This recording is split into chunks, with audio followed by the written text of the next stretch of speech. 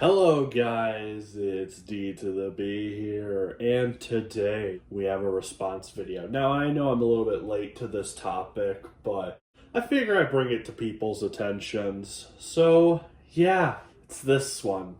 So for those who don't know who this guy is, this is Chris Jam. Chris Jam, honestly, I don't have that much of a problem with Chris Jam, to be honest. Like, he's never gave me too much of a shill vibes. He's kind of in the middle ground when it comes to Transformers fans. So he was never really on my list to begin with. I'm like, he's fine. He understands what's going on for the most part. And he seems, for the most part, he's pretty genuine with his takes. And he doesn't seem like somebody who would try to divide the fandom at all.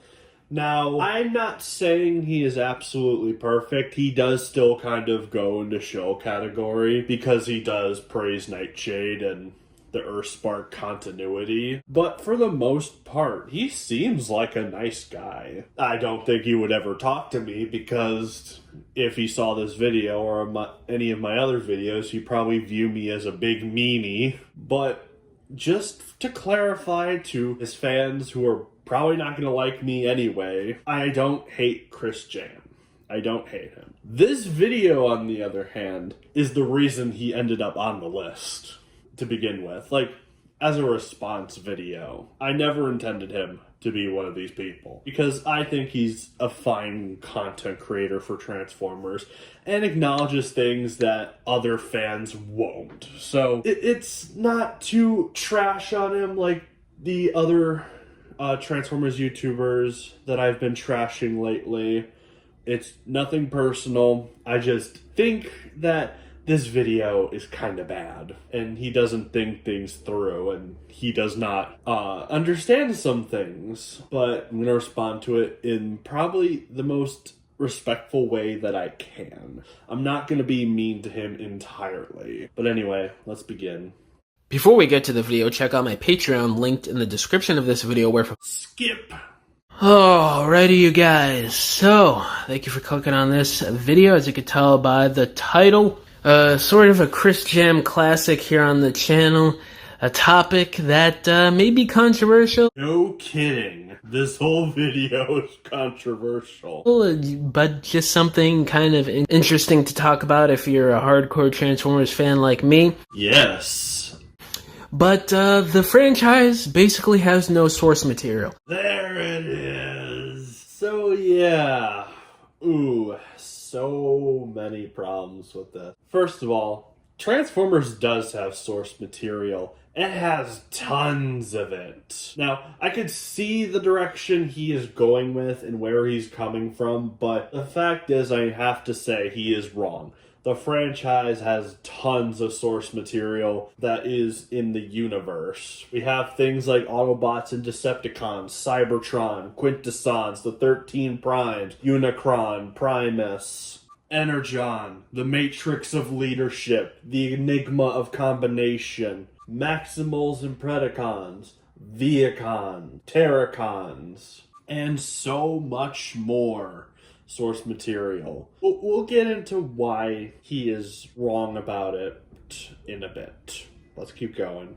I'm going to get into this as swiftly as possible and explain myself to the best of my ability. I may be off on some things, or I may be missing some points that I would like to point out in this video, but I somehow forget or I don't articulate correctly. But I'm going to try my best, and I know for a fact I'm not the only person in the fandom that feels this way, because I'm going to read some examples from people who posted on the TFW boards a few weeks ago that really inspired me to do this video when I was reading these comments. So this first person here is from the Soundwave on the TFW boards. It's a bit of a lengthy little write-up here, but he says, "The thing is, all the arguments about source material and comparisons to superhero movies are a bit flimsy. It's honestly debatable whether stuff like Sunbow and G1 Marvel even count as a source material. People tend to forget that the true source material for Transformers is the toys, toys that originally had no character or lore. But then they added source material to it. They added lore to it. That's the thing, though. I would say back in the 80s, when the toys were first revealed and before the show had released, I could understand that. But they did create the source material of the franchise when they handed Marvel the comic rights to help write an origin story for the Transformers, because the original Japanese names were too generic, so they needed to think of a way to give them different names so then it would appeal more to people, because no one's gonna want a toy called Convoy in the US. Like, they deliberately changed the names from Japan so then people would be more interested in the characters, because Japan sucked at giving characters names or names to their robots. So Hasbro had to come in, go to Marvel to fix that. Not only that, created the most of the source material that has stuck with Transformers. Now, I could see it to an extent, as he's going to elaborate on this video. It's gonna because it doesn't have source material because there are multiple universes. Well, of course, there are multiple universes to Transformers. No one's gonna deny that. And yeah, there's some things they change here and there. You're not wrong about that, but it still counts as source material. And are simply enough to be open to interpretation. Even the Sunbow drawings aren't strict adaptations of the toy designs. I kind of feel like Sunbow and Marvel should be viewed as early adaptations of Transformers, not the source material. Whereas characters like Spider-Man and Batman spring from the mind of a creator and have remained more or less unchanged since conception. Sure, very early Batman killed, but the character as we know him was codified pretty early on. Transformers, DC, and Marvel are quite similar to each other. Like you say, they're established source material in like Batman and Marvel that make the characters the way they are. They're multiverses too, buddy. Like, there are so many Marvel universes. Literally, the main comic universe is 616. All the movies and shows, they're also their own universe, which have some different lore changes. And same with DC. DC has so many universes. Is like the original Batman comics and Absolute Batman the same universe? No, of course they're not. They're separate universes. There are so many.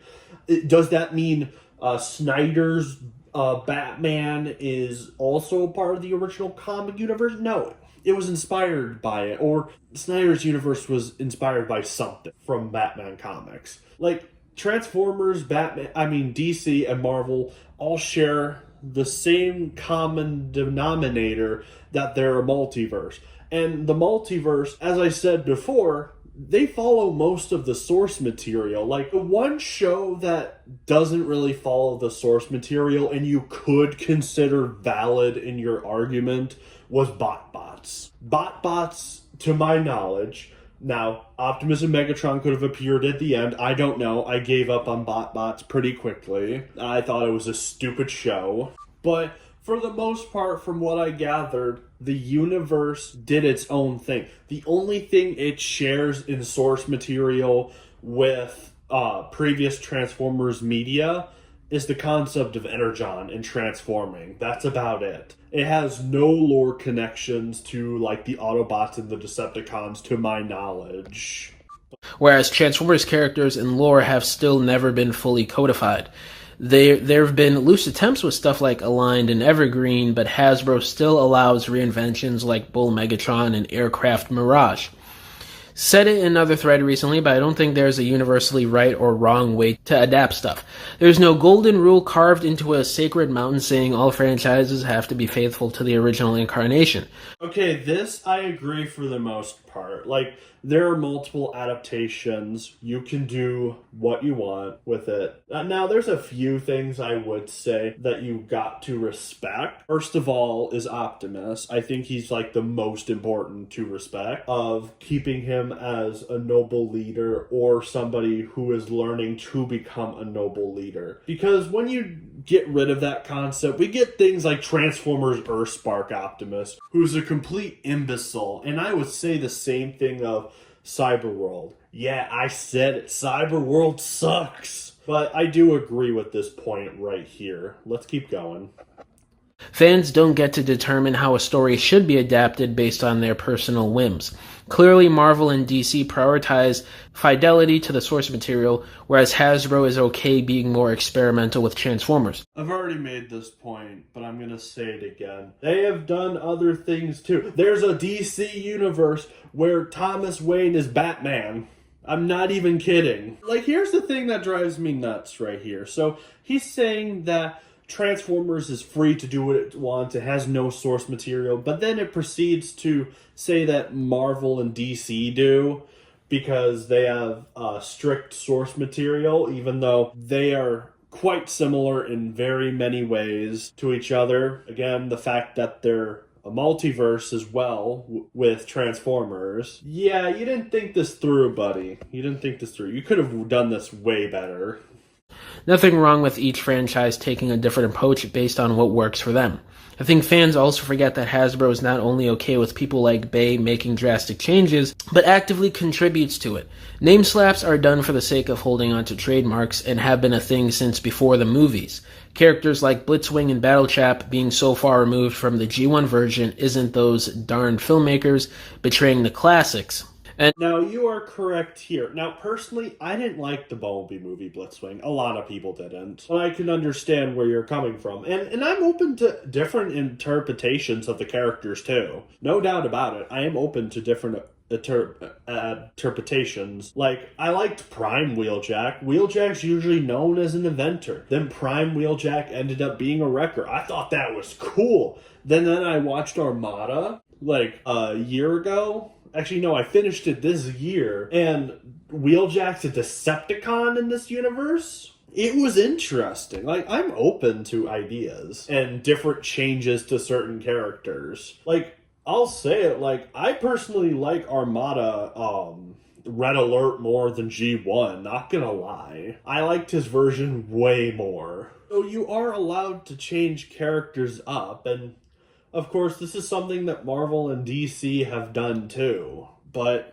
we'll get there when we get there. And I screenshotted this weeks ago, and it cuts off where he continued to write stuff, but you basically get the gist. I didn't screenshot the full thing, unfortunately, but that's basically what he was saying. And there was another excerpt here from somebody commenting similar sentiments. So this is from Chris R291 on the boards. I don't want my children beholden to the designs of my childhood. If redesigning the cast helps attract the new generation of fans to keep the franchise alive, I think it makes sense. I agree. Like, people who are probably going to watch this video are like, you just want the same thing D to the B. Don't lie to me. No, I'm open to changes and new designs. That's what I've been advocating for the most lately. Is like, as Chris Jam is going to mention in this video later on, like, we're basically stuck with the same basic designs, and it sucks that we can't be creative with our designs anymore. Now, you could say Cyberworld is technically a way to freshen up the franchise. I strongly disagree. You can definitely tell that there are G1 elements to the Cyberworld designs. Like, extremely, like, Prime, you can still tell, is still somewhat based off G1. But there are a couple designs where they do change it up. Yeah, it's something I want Hasbro to start doing again, is making new designs, changing things up. Because if you're just going to do the same thing over and over again, no one's going to care anymore. And that's unfortunately where we are now with Transformers. But let's continue on. Sure, some characters like Prime have specific traits that make them recognizable, but it's not the end of the world if the characters are refreshed. Besides, regardless of the generation you joined this fandom, those designs and the media associated with those characters are still available. If you don't like the new designs, go watch the old show. That is true as well. You can do this. And I'm usually open with different takes here and there of Transformers. The most recent two I haven't been a fan of. I don't like what they did in Earthspark. What they did in Earthspark should have never happened. And also the writing's not that good. And then Cyberworld, I just can't get into it. Like, not only is the writing bad, which people are going to complain probably in this video too, but it's a kid's show, it doesn't matter. Shut up right now, because it doesn't matter if it's a kid's show. And that's why I've been fighting against Cyberworld so much lately, is because kids deserve better than this. And anyone who keeps pushing this argument is an automatic idiot, in my opinion, because the fact that you're hiding criticism to a show that is not written well with "it's a kid's show" is stupid, and people need to stop doing it. If you like the show, just say it yourself. You like the show.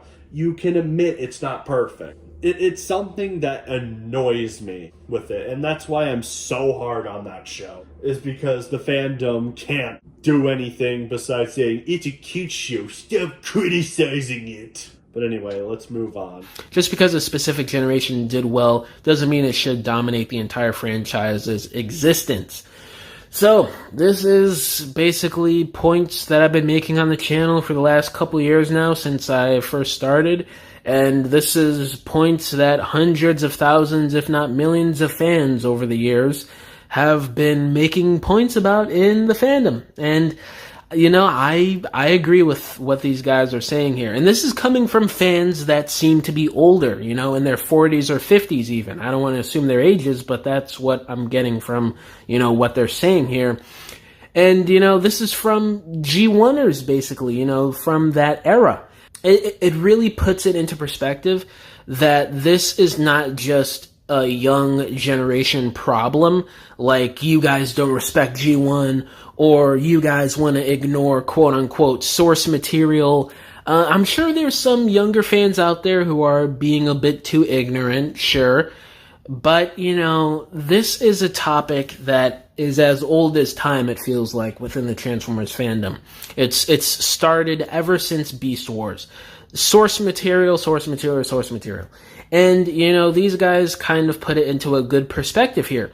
There really isn't a source material in a franchise called Transformers. Except for all the source material examples I brought up earlier in the response video. This is not Marvel, Star Wars, or DC, where there's a set sort of vision for literally everything laid out. I mean, I've already made this argument, and yeah, there kind of is with Transformers. Like, yeah, you can change a bunch of things to it, or a couple things to it, but there are still a lot of staples in the franchise that basically stay the same, like the Autobot and Decepticon faction, and the fact that Cybertron, the Cybertronian War. Yeah, maybe the time ages are a bit different from one another. Like, for example, G1. The G1 Autobots landed on the planet of Earth back in BC, and then awoken in the 80s. Or we get Animated, who did the exact same thing, but they woke up in, like, a futuristic world. Or Transformers Prime, where they landed on Earth at some point that was probably not G1 times. Or we could have Bayverse, who where Bumblebee landed in 2003 according to the Michael Bay tie-in comics, which is a whole subject I'm not familiar with, but I am aware of the info. I have some people that I talk with who do know this info. But, yes, so there's things that can be changed like that. But then there's character aspects that are stuck in, like Optimus and Megatron being the leader of their factions. You could say, but what about the times when when a different Decepticon took over? Well, yeah, that is true, but it still counts as Megatron and Optimus always being the leader. Like, even Earthspark, which, even though that show is awful, they did the concept of Megatron joining the Autobots, and then people like Starscream and Shockwave took over the Decepticon faction. Or we have IDW, where Tarn made a rebellion or a new Decepticon order to keep the Decepticon name alive, it still counts as that based and drilled in source material. Like, they haven't done a universe yet, to my knowledge, where there's a whole different guy who's completely in charge of the Decepticons, or the fact of the Transformers transforming at all. Like, it's all there. It does have source material. You're just thinking of the wrong word. And I will get to you on that, because I think you and these people who have written are confused about what you're exactly talking about. But I do know what you're trying to say. I'm not trying to be the me's like, there is source material, it all has to be the same, because that's ridiculous. Like, there are elements to it that are similar, but you are allowed to change things. I'm not against that. I just feel like you did not think your video through, and it might have been better if you actually knew more context of what you were actually trying to say. But let's continue on. Transformers is different universes, different cartoons. It's more than just keeping fundamental lore. It's about building on top of it and moving forward and going with the times and going with what pop culture and the current generation of kids want to see. And I feel like Hasbro Transformers in the modern times have kind of lost that sentiment a little bit, and have just basically gone nostalgia bait or just retro with a lot of things when they really don't need to, when that is not really the main draw of Transformers. And I agree with this. And I can actually say now what I think he's confusing it with, because it's not source material. I think Chris Jam is confusing source material with canon. Now, canon and source material are in the same writing genre, but they are two separate things. Source material is basically how everything works in the Transformers universe in our case. Like, how they're from the planet Cybertron. They have T-Cogs. T-Cogs are the way to transform. We have the 13 original primes, except for the Bayverse, which I think, if I'm remembering right, had 7. Okay, that's one thing that's a bit different. I will give you that. We have Autobot and Decepticon. We have the Quintessons. Like, the source material is just stuff. How the universe is set up, or your story set up. You can't write a story, or a fictional story at least, a story with different rules and concepts from reality without source material of sorts. Like, even SpongeBob, which has no continuity, which also counts as canon, like, even it has source material of sorts. And its source material is that it is mostly underwater, with underwater creatures. You don't see, like, one episode it's underwater, and then the next episode it's completely, just Earth, without acknowledging that they live in water. That's complete nonsense. But now let's get into canon. Canon is basically the same thing as continuity. Like, for example, a canon event in Transformers. Oh my gosh, I want to rinse my mouth out with soap after saying canon event. I think of Across the Spider-Verse. Oh my gosh, the canon event plotline was so stupid. But anyway, continuing on. So a canon, something that would be considered canon, which I think Chris Jam is more thinking of than source material, is the Autobots land on Earth in 1984. Like, that is not the case in other universes, as I mentioned earlier, because each universe is different. Now, and even then, like, each universe has its own unique canon to it. Like, for G1, it's the G1 cartoon. Then, after that, it's Beast Wars. Even though Beast Wars is kind of a messy thing, because their whole thing is they travel back in time to prevent their Megatron from destroying the timeline, where the Decepticons and the Predacons are victorious. Then, in my personal opinion as well, even though some people consider it as an alternate timeline, then Beast Machines would happen, where Cybertron is under the control of Megatron. Or we got the Bayverse timeline, where they arrive at Earth on 2007, and they have many battles, like the battle in Mission City, Egypt, Chicago, China, Britain. And also another thing that's consistent with the source material that they haven't done, and it's a funny fact that not a lot of people think about, but some people are aware of, is the Transformers land in America all the time, unless if you count the Japanese media.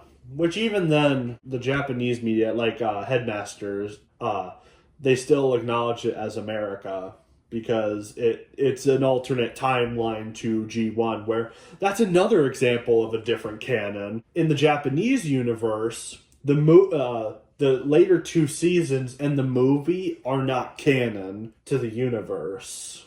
They're their own canon, and it goes forward. Like, the word he's looking for is canon, not source material, because source material is way too important. Because if we didn't have the Transformers source material, we would have a dancing rainbow show called Transformers. This is the thing that kind of drives me nuts with some people, is like, oh, we don't need source material, even though source material is very, very, very important. It basically tells us how the world works, has all the characters that we need to follow. It's too important to not have those, because then we would be questioning what's even going on. Like, even even Transformers transforming at all counts as source material. But yeah, let's continue on with the rest of this video. We're getting close to being done, of sorts. The main draw of Transformers is not just G1. The main draw of this franchise is the fact that they're alien robots at war that can transform into basically anything. Keyword, basically anything. Hone into that, Hasbro. We need more of, them transforming into basically anything. People loved alternators. People loved Unicron Trilogy. In terms of looking back on it, people love G2 now because it's something wacky and different that you don't get nowadays. I bet you if G2 came out now with a cartoon, lore, comics, and a new toy line on the level of Generations, people would be buying that stuff off the shelves like hotcakes, because that is what the fandom is craving now. Honestly, they should have probably made a G2 cartoon from the beginning, but they decided not to. They decided to re-release episodes instead. But, I mean, at least we got Beast Wars from G2's failure, and honestly, I wouldn't mind them trying to do an adaptation of G2 as a show. Like, there are a lot of interesting characters that they could re-adaptate, and I like how it's getting appreciated now. I've been meaning to read G2 because I remember hearing it was bad, but looking at how the franchise is now, I'm willing to try it. It's something different, which is something I want. I want Transformer stories that have the source material but are willing to change things up. Nowadays, it definitely wasn't craving it back in the 90s when it was new and fresh, and it was more so dominated by Ninja Turtles and Power Rangers and just the nostalgia of G1 kind of back then. But this is what the fandom kind of wants now. They want the wacky stuff. They want our characters getting reinvented in a way that doesn't necessarily lose who they are in terms of the A-listers like Optimus and Megatron, but reinventing them to a way that makes them fresh and interesting, where you could actually sit down and be like, okay, I could stomach another retelling of Transformers from beginning to end in terms of a storyline with these same characters. I think that's where Hasbro's kind of lost the sauce here. You look at things like Unicron Trilogy, Animated, Prime, they're completely different universes, completely different art styles, and somehow they still have a similarity between them in terms of the main goal of the Autobots and Decepticons, the main gist of the A-list characters, keyword A-list. I'm not talking about B, C, D-listers, because, honestly, their identities can be changed more so than A-listers, because Yep, the magic of source material. And yeah, I wouldn't mind them touching on, I'm probably going to get into a video of this in the future, but I honestly want them to bring in some of those very, very obscure characters, because I think we need some new faces when it comes to Transformers. And write them good. We don't need another Nightshade. I know I'm not going to win his fans with this video. I don't care.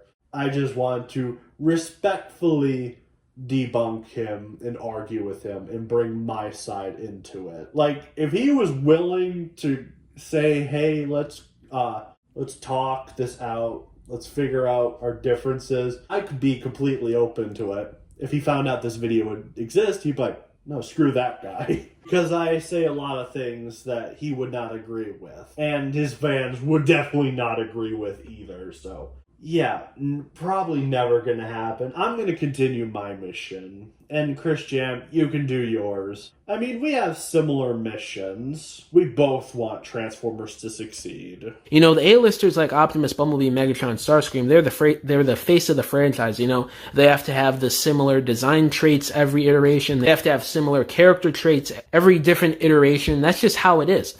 And, you know, but they also change each iteration in a way that fits to what story and what lore they're trying to tell in that version of Transformers. And, you know, Hasbro still does that to an extent, but it's not nearly as outside the box, creative, or interesting as it was in the early 2010s or the 2000s or the 90s. That's true. They really don't. As I said in a different response video, like, Transformers honestly needs to be more creative. Hasbro made the right choice back in the 2000s to make multiple different iterations of the same universe, because their original plan, as many would know, was to continue Beast Machine's story with Transtech, which I kind of wish they still did. The concepts seem very interesting. There are some that I question how they would even do, like apparently Depth Charge was supposed to come back to life, even though he died in Beast Wars, but it would have been nice to see, and too bad we don't get to see it because of Beast Machines doing poorly. Which, I'll say this, I do like Beast Machine. It's not perfect, but I like it. I think Hasbro needs to get hungry again. Something really needs to shake up Transformers to kind of bring it back into that big limelight. I mean, Skybound isn't the most perfect example because it's basically just a rehash of G1, but it's modernized, it's gritty. It really takes these characters to a new realm in terms of this real-world heaviness to it. You know, something like that at least would really bring people back into Transformers, you know, like an Invincible-level cartoon, which is rumored, by the way. It's confirmed now. I know this video is a little bit old. As I said, I think it's like a couple weeks old. I took my merry time with this, but yeah, it's been confirmed that they're doing it. We still don't know when it's coming out, but it's confirmed that it's in the works. So hopefully Hasbro hones into this and delivers on this rumored adult-based cartoon from the Skybound comics. And, you know, just remember, Hasbro, if somebody working there happens to be watching this video, I highly doubt it, but you never know. Look at these guys who seem to be people who are probably in their 40s or something, that grew up on G1 or maybe even Beast Wars, you never know, 40s or 50s. They're saying that you don't have to be beholden to G1 because Transformers is in a different zeitgeist than Marvel, DC, or Star Wars. There's nothing truly set to these characters because the freaking thing is called Transformers. They're meant to change and evolve. So, you know, keeping the core stuff of the storylines and some of the A-list characters that are the face of the franchise, yes, nobody is arguing that. But also switch it up a bit. Make it something fresh, cool, new, interesting. And Hasbro is failing to do that. And a lot of people in the fandom are failing to realize this at this point in time nowadays, unfortunately, which is why you have this nostalgia bait going on where Hasbro feels like they need to do more G1 to make some money. And that's just simply not the case. But I don't know, it just feels like kind of a mess right now. Hopefully, the lore, the media, and Hasbro really find their footing in terms of making new, interesting Transformers content again. But hopefully, that's the case with this Skybound adult based cartoon that's rumored. Hopefully, it's like an Invincible style and it really brings people back into the franchise. I mean, Transformers is still massive, don't get me wrong, but it feels like it's kind of fading away a bit into something that's kind of just coasting along in pop culture. It's not really moving the needle like it once was during the 2000s or the 2010s, unfortunately. But yeah, guys, let me know down below how do y'all feel about this topic of Transformers not necessarily having source material in the traditional sense, like say a Marvel or a DC or Star Wars. But yeah, thank y'all for watching this video. I'll catch you guys in the next one. Bye. And finish. Yeah, I got where he was coming from. And the video was not thought of really well, especially when you bring the factors that I brought in.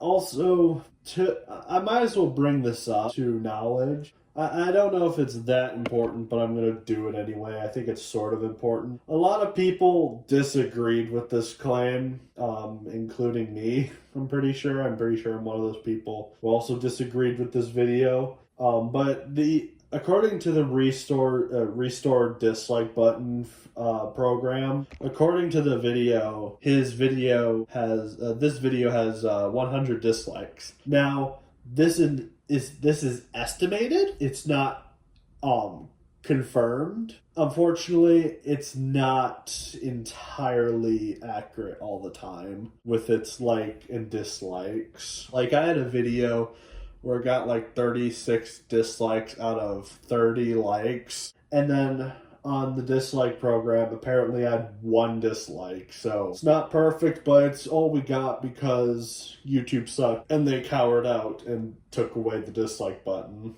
But yeah, that's it for this video too. And as I always say to my audience, always criticize and rise up.